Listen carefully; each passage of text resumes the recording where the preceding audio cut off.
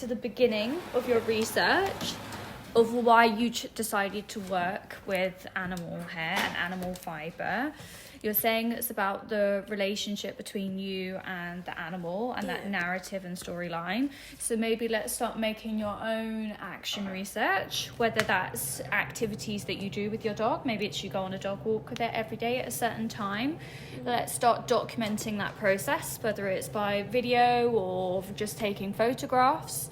And maybe you can look at what items, whether it's a clothing, maybe it's a dog piece of equipment, maybe it's something your dog interacts with. I don't know. You will only know that because you're the person who does that.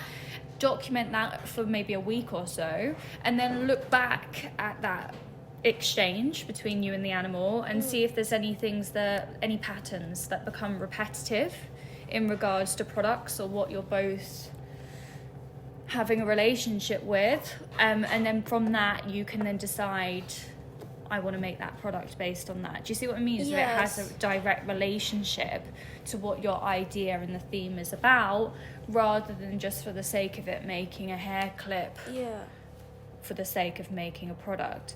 The other thing you need to think about as well is using animal hair.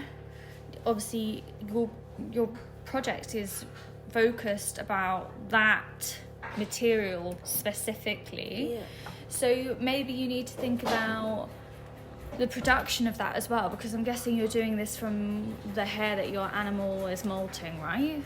Which can't be a lot. Actually, it is a lot. So you're able to make several meters this is of from this like yarn. twice. But how much can you, like at the end of a week, how much can you make?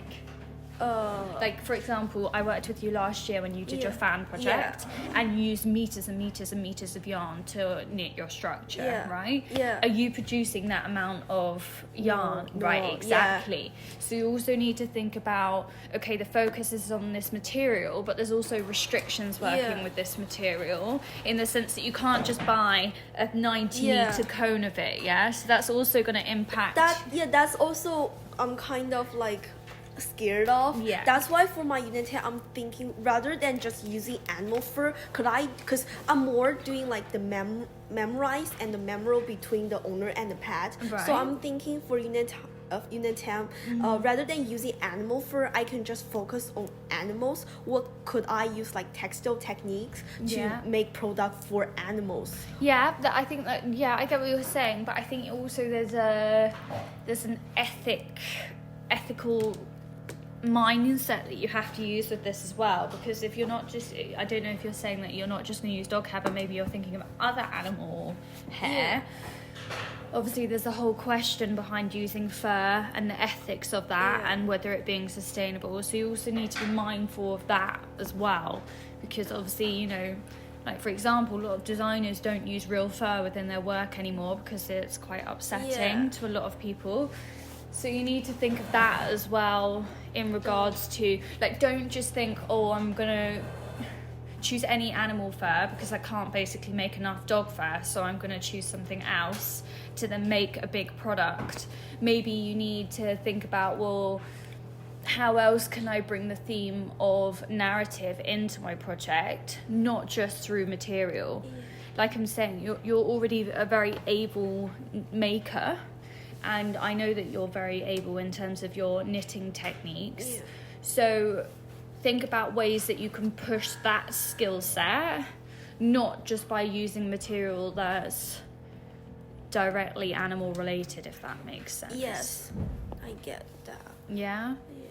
I think it's ultimately down to, this is your final collection, right?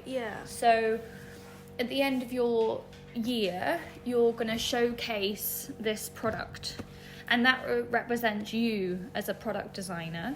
So I think you need to also think about, what do I want my project to say about me? Do you just want yourself to be put in one element of product design, or do you want to be looked at as a designer who is multidisciplinary and can be put into lots of different categories of product design, and keep that in mind with this project? Because it needs to be something that you're passionate about, and obviously that you have an interest in, and you want to show in your final showcase, this is my skill, I'm really good at this is what I want to be known for. Yeah. But then also think about, you don't just want to be known just for doing one thing, you know, your skills can be applied to many different contexts of product design. Yeah. So also keep that in mind.